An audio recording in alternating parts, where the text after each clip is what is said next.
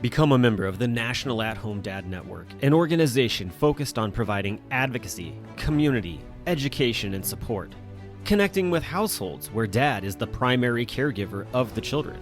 We do this through our webinar and podcast series, mental health support groups, regular online social events, as well as our annual convention. The National At-Home Dad Network is a 100% volunteer organization. Without the generous support of its members and the community around it, we would not be able to continue the work that we do. Becoming a member gives you access to past convention speaker presentations, the ability to vote for board members annually, and ensures that the organization's fees and bills are in positive standing. Oh yeah, it should not go unmentioned that there is some cool swag headed your way if you decide to become a member. For only $35 a year, your membership provides you with the exclusive content only we can generate, and you'll be supporting an organization that benefits families all around the country and world. By advocating for them, offering them community, providing education and guidance, and supporting them to grow in their parenthood journey. And one last thing, if you contribute $500 or more, you will become a lifetime member. Not only will you receive everything already mentioned, but also a certificate recognizing your status and an exclusive National At-Home Dad Network challenge coin with our trademark logo, Dads Don't Babysit. So, what are you waiting for? Become a member today. Welcome to Home Dad Chat, brought to you by the National At-Home Dad Network. My name is Brock. My name is Danny. And we are here to talk about life as stay-at-home dads. So sit back, relax, and enjoy the show. No, I don't want much. I even love handmade crafts made of macaroni.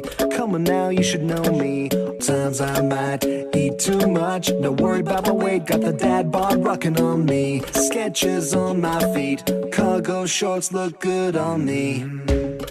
I'm a dad, that's what I do. One thing to talk about, maybe. All right. Well, welcome back to Home Dad Chat. And I know that you didn't get to hear too much from us last week. That's because life happens. And Danny especially needed to take care of himself. Mm-hmm. And so we give him that time, but he's back. His death almost happened. So we chose life instead. You got to stop doing that. Yeah. When you get older, you get a lot more near misses, man. When you're young, it doesn't matter. You fall off a roof and you get up and go play basketball. Well, no. Yeah. But I mean, I'd be getting yelled at by my wife. She'd be like, I get to go first. That's her little bit that she's got in her line of contract with our marriage license, apparently. Are you all the same age? I don't know how. I'm 5 years older than she is. But, okay, you're a little older. All right. Yeah, but she said that it's got to be at least 2 minutes. Okay. That's at least, I don't know. But anyway, try to go before that. She'd get upset. So, but anyway, I mean, we missed a few things. Mother's Day.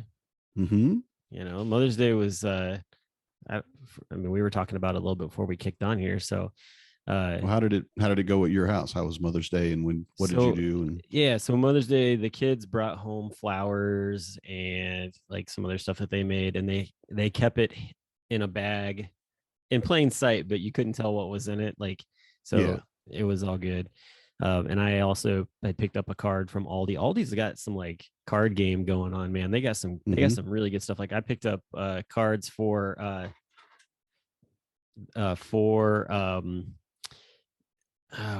my mom and my mother-in-law and Corey. So had lots of fun cards there. Corey's was a pop-up card. But anyway, so they did that. And then on Sunday morning, I'm always at the church. So the kids, Hezekiah came up and he was like, I want to do like breakfast in bed for mama. And I'm like, it's going to be all you, buddy. Like, which not a problem. I mean, he's 9 years old. He knows how to cook. He knows how to use the oven. Like he's nice. He's pretty self-sufficient, honestly. And I was like, what are you thinking about making her? And he's like, he mentioned a couple of things. And I was like, yeah, I mean, that would definitely work. And I gave the suggestion. I was like, you could just, you could do scrambled eggs and some toast, go that route. And so that's what he ended up doing. They had to get up with me to get it around in time because they were trying to get to church at 9, but they pulled it off and he didn't burn anything.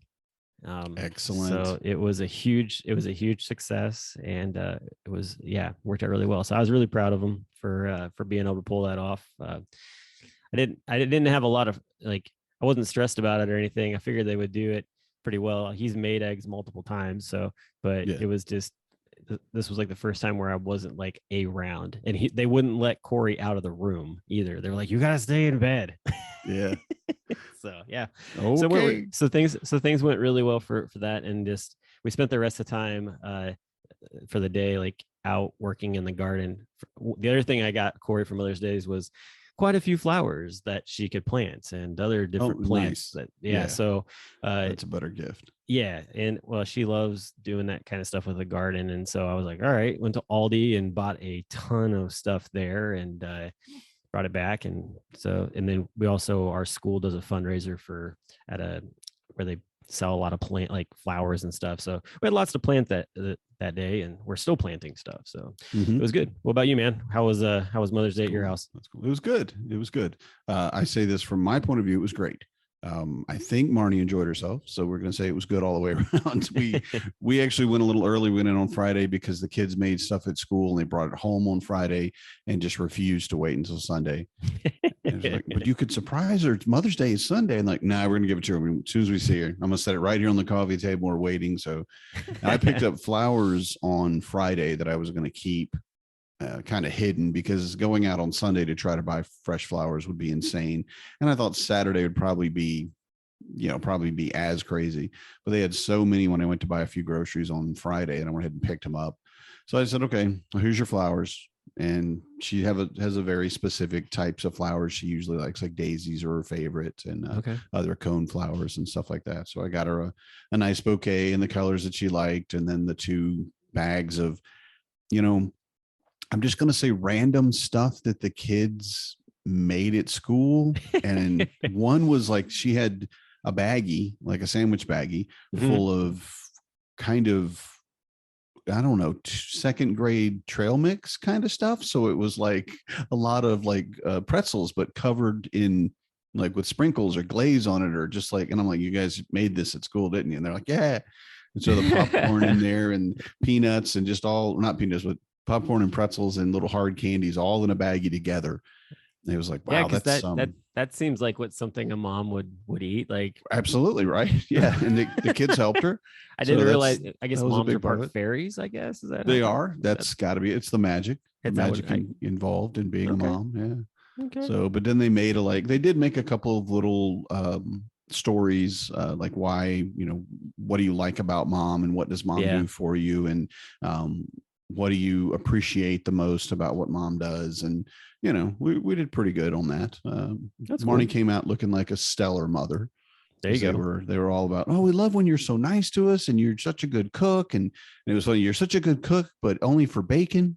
And I'm like, what?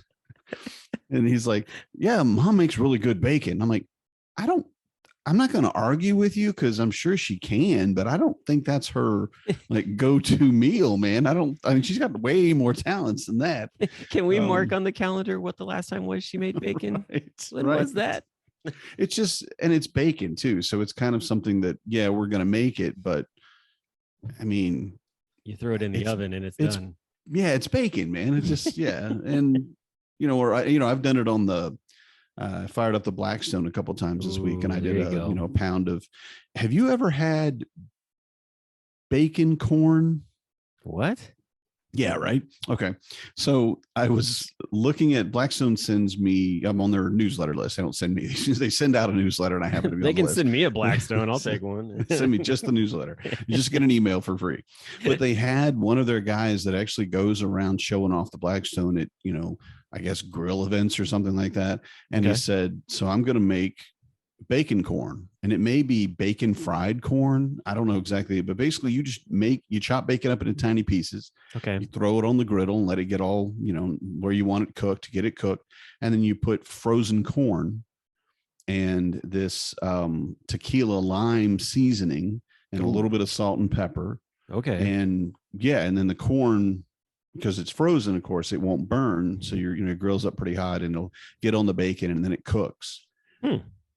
And this guy Interesting. serves it. He's got like a little cup and he's got layers of the bacon fried corn and then this homemade crema that he made Ooh. at, just right on. And then another, layer. And it was like a lasagna almost. And then on the top, and I didn't do this, but I bought them just in case I wanted to try it, but jalapeno Cheetos, right? Oh, So wow. Cheeto Okay. poof, like a cheesy poof, Yeah. but jalapeno. Mhm. And he, crushes them down and sprinkles it on top of it and serves it. And people go crazy. I mean, it was just Interesting. amazing. Yeah. And I loved it. Marnie, don't hold this against her because I can't. She doesn't like corn. Okay. Huh. She likes popcorn sometimes, but maybe she likes popcorn all the time. I don't know, but she doesn't like to eat corn. I'm like, okay, you weirdo. Shouldn't eat corn. Shouldn't eat peas. I don't know, I know man. people that don't. I know I people that don't like to eat corn, but it's typically because they don't like to see it later. Maybe, yeah. No, don't want to get it stuck in your teeth like from the cob. I get that. Yeah, but no, she was just like, and I feel like things like this you should discuss before you get married. And I want to tell that anybody out there that happens to hear this and thinking about getting married. Yeah, that's a very you need unique. to throw question. that out there. That is a very unique dating question. Do you like What- corn? Yeah, what absolutely normal things do you not like? Yeah. And what weird things do you? Because Marnie has, first of all, she has chronically low blood pressure, right? Okay. Which is cool for the kids. So hopefully with her and me, they'll even out and they won't have either one.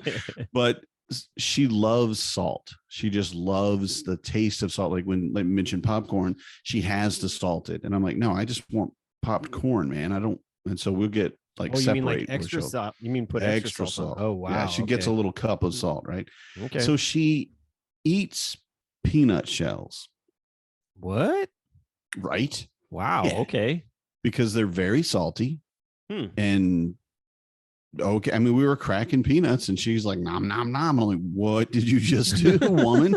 Is that I like love someone who you, just like but- eats like the whole banana, including the peel? Is that Right. It seems like that sort of deal. Okay. She's like, what do you do? She's like, well, this is just, I love the salt. They're very salty. And I'm like, yeah. And like cardboard fiber in your teeth. What are you doing? And she's like, that's how I eat them. And I'm in love with her. So I'm just like, well, Wait, when did you discover this though? When was that? Oh, discovered? we'd been married like, I was thinking I was back 9 years at least. Oh, okay. And yeah, because we didn't really eat peanuts in the shell. Yeah. We just didn't. I mean, we don't have peanuts in the shell in the house even.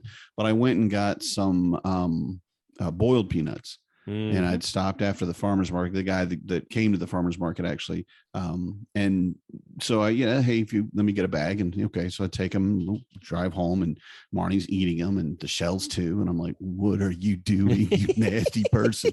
Why would you do that? And she's like, I don't really like them. I don't like boiled peanuts, but I would love to have, if we could just get some dry, regular peanuts. And I'm like, are you going to eat the shell? She said, well, yeah. I'm like, Huh. Okay. Okay. Is this something your family does? And she said, no. I think maybe only one other member of her family might do it on occasion. I'm like, you should never do this.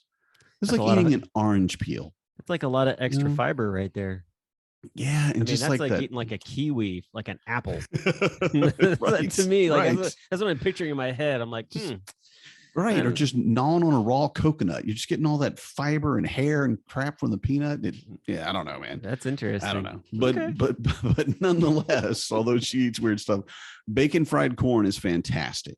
It sounds delicious. I really liked it. And like Marnie wouldn't eat it. She tried it. She had, she tried a little bit, but she said, yeah, it's still corn. I don't really. And Marcus he has the sensory issues anyway, so he won't eat corn. He likes the taste, but he just won't eat it because the way that it feels. in a taco though. Yeah, that's what I did. With like some with like some pork or chicken or something. Mhm. Oh my gosh, dude. Yeah. Because I That made sounds chicken fajitas. amazing. I made chicken fajitas on the Blackstone. So the full, like a big old, like 3 or 4 onions sliced up and 3 or 4 peppers, a couple jalapenos, cooked all Mhm. it up, cooked the chicken up with that same, I marinated overnight in like teriyaki and Worcestershire and a little bit of garlic, right? Wash And it then- all down with a margarita. Yes, we didn't have anything to make margaritas, but I did I had this is where my life is now because I'm an old man. I had a a lime seltzer water from, Oh, hey. yeah, I'm like, that's you nasty, go. but hey, it's limey. It's got a lime sensation. But it was great food, and kids love the fajitas. I mean, That's good. I mean, and of course you can just being there and smelling it. And of course they helped me cook and all that. By the time we got Yeah. the food on the table, they were gone. But they didn't really love the bacon fried corn, but it was Hmm. good on that burrito or that fajita, I guess. I pointed I that made I it. pointed the Blackstone griddle out to my wife when we were at Walmart a couple of Mhm. days ago, and Yeah, yeah. I was like, "Oh, this would be nice to have instead of the grill that I have. Like, it would make it so much easier to clean." And she was like, Mhm. "Do you see the price of one of those?" I'm like, "Yeah, I do see the price of one of Yeah. those." Like, Yeah. that's the killer for me. For me, I'm like, that's not No, in the I'm budget right yeah, now. I'm with you. That was a move-in present for me, basically. Nice. That was okay. All this other stuff that we're doing, taking some of that money, taking a slice off that pie of selling the house, and you're going to get a Yeah. Blackstone. Because I've wanted one for years. Mm. I remember, I heard it on a podcast, Stay at Home Dad podcast, and I can't remember which one it was, but Huh. they're not doing it anymore. But yeah, so they talked about it because they have one of the little, I think it's a 24-inch or an 18 There's a inch. smaller one. Like my brother They take has one that camping. that's what my Yeah. brother has one like that. And he takes camping, just puts it on the picnic table and starts grilling up breakfast. And you're just like, what you eating there, man? Right. It was crazy. And they talked about it all the time. They loved it. I'm like, that's what I want. Cause I remember the cooking that I made, because we didn't have a grill, growing up. I don't have like memories of my dad teaching me how to grill or anything like that. It just Oh, I never do. happened. Right. Yeah. Right. So you want to grill because you had that. But what I did is one of my first like real jobs, like with a company or whatever, was at Wendy's and cooking Mm. on their flat top, right? Oh Just yeah. making burgers. And I loved that. I love that entire experience. And so now being able to do it at home, it's Yeah. fantastic. And like you said, it cleans up really well. It's way easier than a grill, in my opinion, to clean. Oh yeah. And you can cook, I mean, almost anything on it.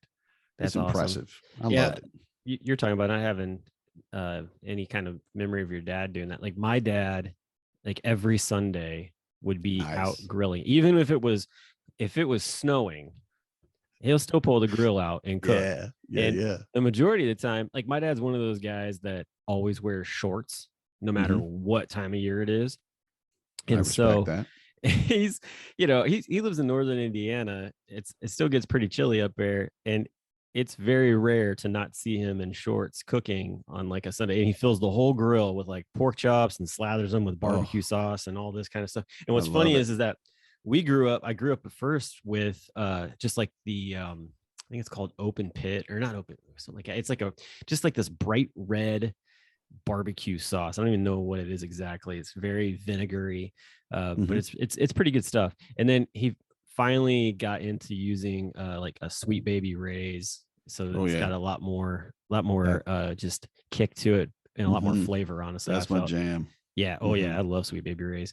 And so yeah, so he, like, anytime we're over there, if it's a Sunday, more than likely he's cooking up something on the grill. So awesome. Yeah. Awesome. So and you can that's do where so much food. Oh yeah. Like at one time's like, yeah, who like we were cooking and like the neighbors' kids were playing. You guys want to stay for dinner? I won't even notice because they didn't. they did go home, but I'm like, no, we have enough fajitas for 2 days. Nice. Yeah, because we have the whole griddle to work with. Yeah. Well, and so speaking of grilling and things, like that's one of the things is that I'm starting to work on now because Mother's Day is over with and it's a month away, is Father's Day stuff, and basically getting things planned for Father's Eve. And typically it's usually a backyard barbecue, like, cook off or grill, just grilling in my backyard basically. And the guys, like, they all just bring their own stuff and throw it on the grill and cook it. So it's funny, like there'll be like 4 or 5 different things like on the grill at one time. Guys are up there like checking them, from time to time, back down, drinking a beer, talking or whatever. And this year we'll have to bring grills to the location. We're gonna have it at a firehouse that's no longer a firehouse in use, and it's gonna be fun. But we'll have a couple grills there for guys to cook up on and just hang out and whatnot. So, and that's what I love about Father's Eve. Like, it's super laid back like that. Yeah, and you can just do whatever. I know some guys, like, they plan things and they go do whatever they're going to do, but also just sit around and drink a beer or whatever and solve the world's problems, man. I mean, that's what you're going to do. Just hang out with a bunch of other dads and just talk, and Definitely. talk about what we're grilling and how we're grilling, because there's a lot of debate there, of course.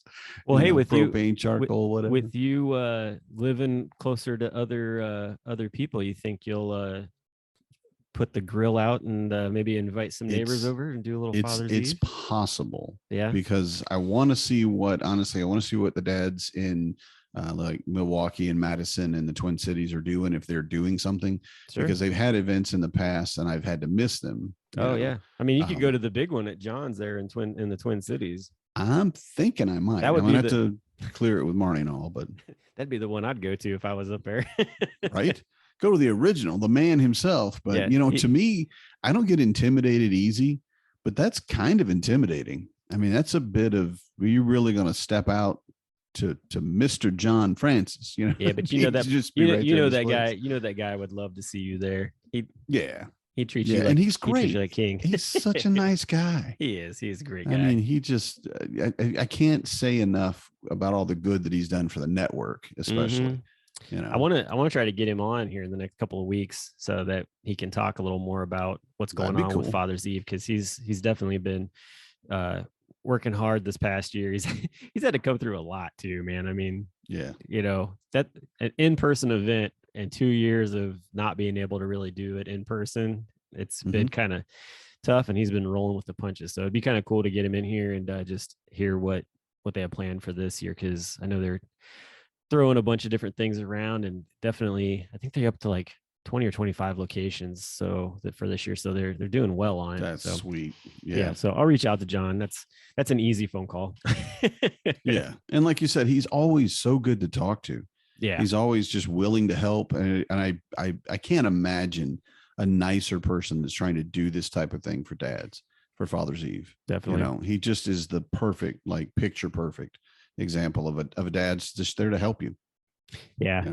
He's definitely like in it to just make friends and just be a great platform for fatherhood in general. So so I'll work on that. I imagine that won't be too hard. So we'll see how it goes. But so that's the other thing that I've been doing. But it's warming up here, and oh my goodness, it's like 85 degrees today.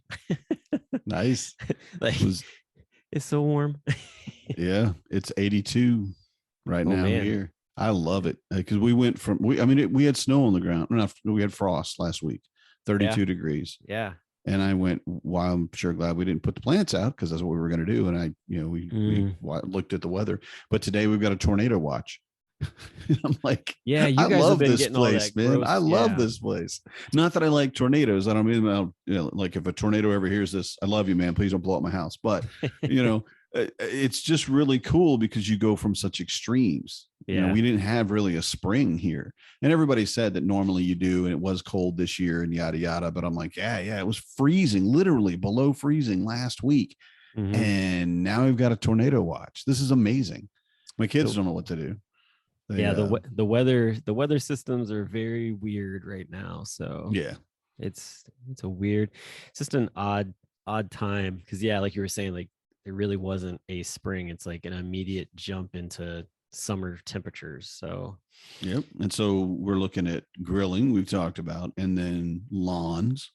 So are did you sell your zero turn? I did. I sold my zero turn because and so once we get our tax return and stuff, Corey told me I can start shopping around for a new lawnmower. Right now, though, like I almost don't need one, because my neighbor next door, she has one that they left for her, and it's like super nice. It's got the rear propulsion on it, and so we just kind of share it. So she'll mow her yard, and then I mow, and it's like almost like I don't really need a mower. I do need a weed trimmer, so I might look into that instead. But I like mowing the yard. You need to mow that lady's yard, man. You're using her. She doesn't. No, she likes to mow her own yard, man. She's I get that. She's she is she's a younger lady, her first house and everything, and so she takes a lot of I think sometimes too she feels like I'm like making fun of her for things, and I'm like just trying to help her learn stuff, because that lawnmower of hers, it seems like she has so much problem sometimes like figuring it out and getting it going and whatnot. But at the same time, she's very generous about, yeah, you can use it, like, not a problem. You're not mansplaining, are you? No, nothing like that. Okay. You can just All see right, when just she's checking, man. no, it's more like when you can see she's like struggling to like figure out, like there was one time she turned it on and she had the propulsion pushed so far forward she was literally running with the mower and she couldn't figure out why. And I was like, let go of the bars, and like she did, and it stopped. And I'm like, you need to, adjust your speed on this. She's like, I don't know how to do that. She's like, I didn't think it was supposed to run that fast. I'm like, no, it's not. Just showing her different things on it. And it really just comes down to, a lot of it comes down to the fact that she just isn't used to it. So she's she's gotten way better at figuring it all out. But yeah, it's all good. And it's not really that difficult. It's just never having done it. From what I run into, like my lawn or like the riding mower too, we got a riding mower and it's just completely different from my tractor. Yeah. Well, I don't want to see her get hurt either, too. That's their reason why I talk to her. So yeah, I'd hate to see that happen. And there's been a couple of different times where I'm like, some of the couple of things she's done before with it, because she'll hold on to it and like try to turn it. And it's like Tokyo Drift. Like, yeah, right. I'm like, whoa, like you just have to let go of this one bar and you can turn it without it actually moving. And she was like, oh, I didn't even know it did that. I'm like, it's all good. Yeah. Yeah. Well, like I said, it's once you figure it out. Yeah, it's pretty easy. So I'm glad that she's picking it up, especially first time homeowner. Oh yeah, I love it. You need to learn that stuff and get in there and get your hands dirty. House maintenance, all that stuff. Yep.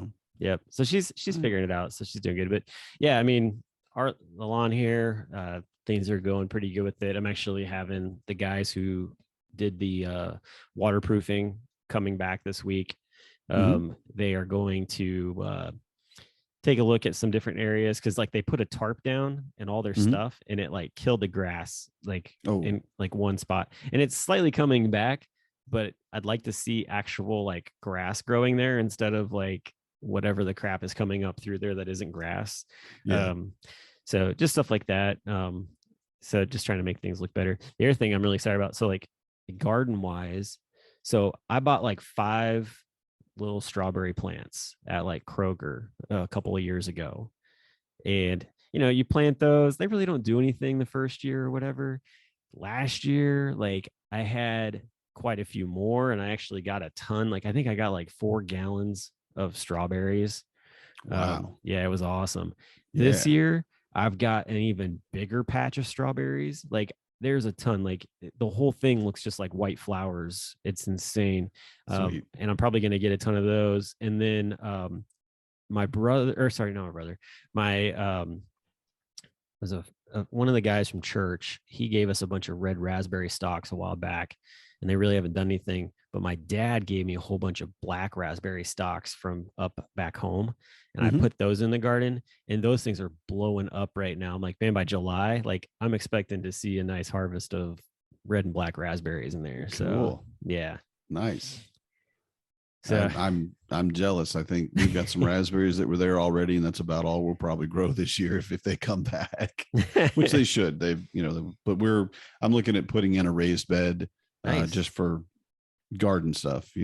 Just peppers and tomatoes, if nothing else. That's just the basics. I'm going to put in a hugelkultur bed. What is that? Is that the one where you dig down and you drop like twigs and stuff in? And and logs of rotten wood and stuff like that. Yeah. David McMillan's done that. Yeah. Up. I'm not going to dig down. I'm going to go. Of course, David McMillan has done that because he's the dude, man. You got to get him on the show and just let him run. Just let him just go and talk about stuff, man. He would definitely. Yeah. Cause he's got like 3 or 4 of those actually in his backyard with like center blocks. They're raised up high enough like you can actually just walk over and like sit on them like they're a bench. Yeah.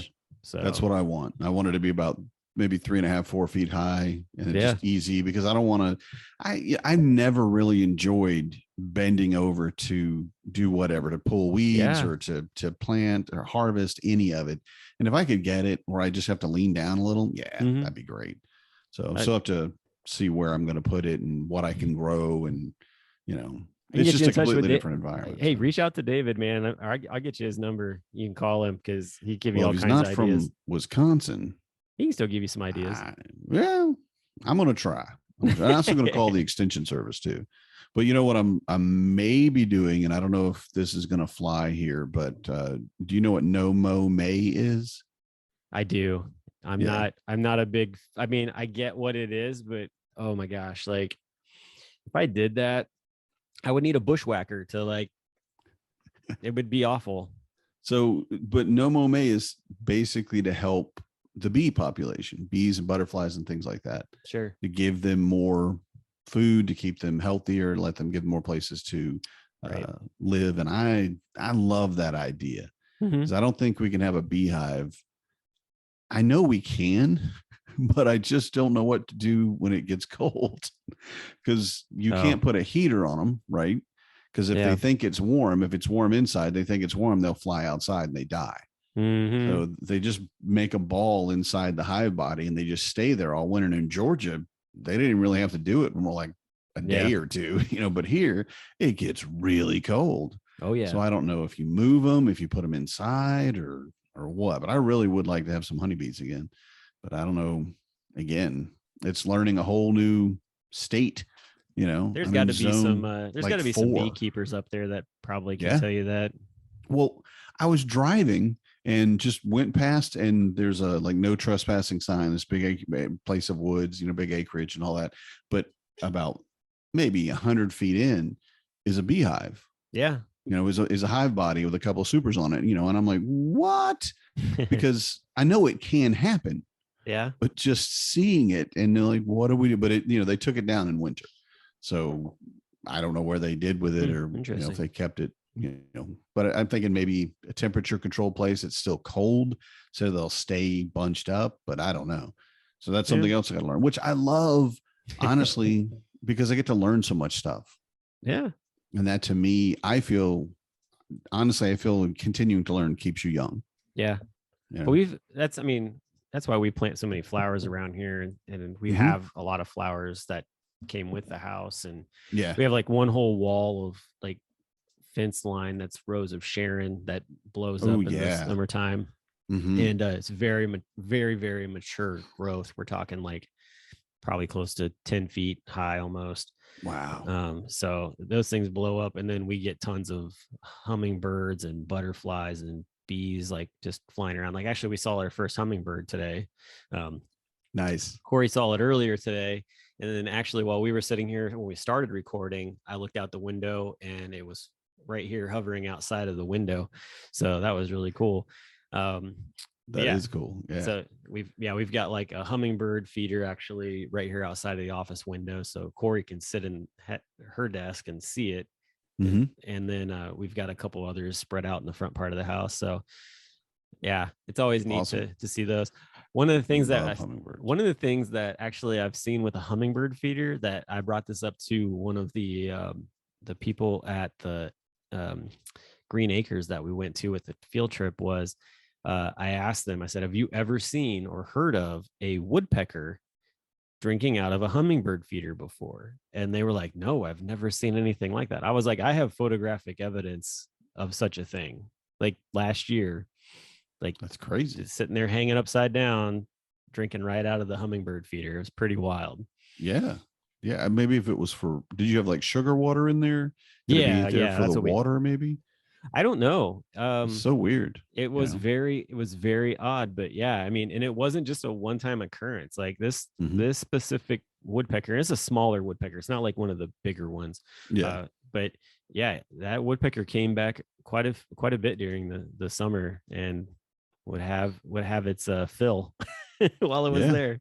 Gets used to that sugar water and get you on a rush, just gotta go back, get my sugar, man. I need my fix. Back. I need my fix. That's what I need, my fix. Tired of eating bugs, rotten logs. Yeah. So yeah, it's lots of that. We actually got to see butterflies this week because Hezekiah's last field trip was to the Crohn's Conservatory here in town, and they have a big butterfly show that they do every year. And awesome. This year's butterflies are from Egypt. And so a bunch of Egyptian butterflies are really pretty. That is cool. Yeah. If you go on my Instagram, you can see some of the ones that they were there, but you like walk in and they'll land on you. They give you like little paper flowers, and sometimes they'll land on those, or you can like bring them up close when they're like on a leaf or whatever, and they'll walk onto it and stuff. But the kids were having a blast with it. So what is your Instagram, Brock? Well, my Instagram is for listeners who might be listening. My Instagram is the Nomad Dad. So yeah, I'll put it in the show notes so people can find it. But yeah, that's Hunt you down. Yeah, hunt me down. I don't use IG nearly enough. I really need to step that up, but it's been a year. It's my break away from Facebook and all the craziness that happens there. So yeah. A little bit of IG, a little bit of TikTok. Get your face out there, get your voice out there. Yeah, have some fun with it. So, but yeah, I mean, that's pretty much all that's going on. So getting ready to come up to the end of the school year, which is literally only like maybe it's like we got the rest of this week, all of next week, and half of the week after that. We're done. So May 25th, we're done with school. So it's coming up quick. It's crazy. But the kids are excited because they're ready to go camping and just have time playing around and all that fun stuff. They want me to put the pool up, which I need. I need to level the ground where the pool was at last year, so that way it's doesn't lean so much to one side. But get that all taken care of. And you find all kinds of pool pictures when we're on Instagram. I hear somebody tapping. Oh, sounds like it's on your end. It's not on my end. Bong, bong, bong. No. What if it's a child? Go away. I mean, love it. Oh my goodness. It's not one of my kids. Maybe I don't know what I was hearing, but anyway. So yeah, well, cool. But anyway, I'm ready for summer. Yeah. Yeah. And that's about it. Sweet. Well, that's it for me. Sounds good. Well, next week, hopefully, if I can get John Francis on, we'll have him on because that would be cool to talk with him. Yeah, so it would. We'll see what happens there. It's always fun to talk to him. But other than that, everybody else have a great week, and we'll talk to you next week. Good night, everybody. I'm a dad, that's what I do.